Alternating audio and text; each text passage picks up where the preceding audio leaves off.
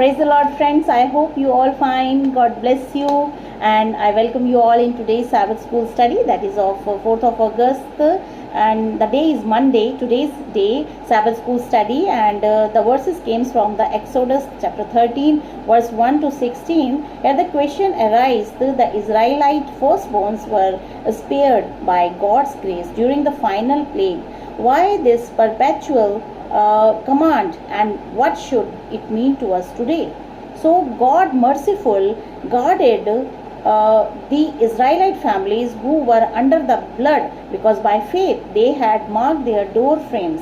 These new directions came from the Lord through Moses. Consecrate to me every firstborn male.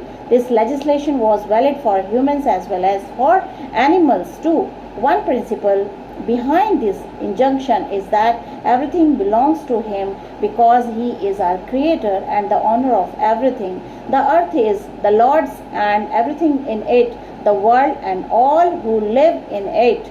The silver is mine and the gold is mine, declares the Lord of hosts.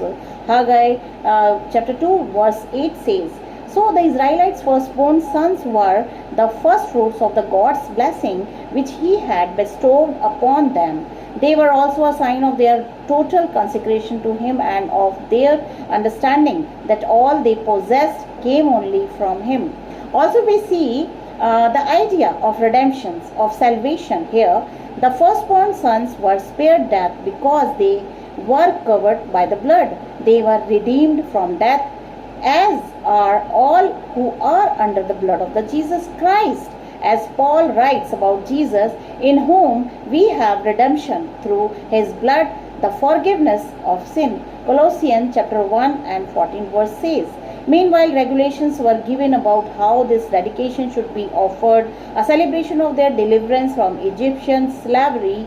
They were to sacrifice the animals, but their sons were to be redeemed. So Exodus chapter 13 depicts the picture where God commands that the firstborn should be consecrated, and the holy and sinful lamb must be crucified, must be cut for all the firstborn. So they saved. So the God spared all the firstborn babies of the Israelites, and on that night all the firstborn babies of the Egyptians were died. So it means Jesus' blood. It represents the lamb blood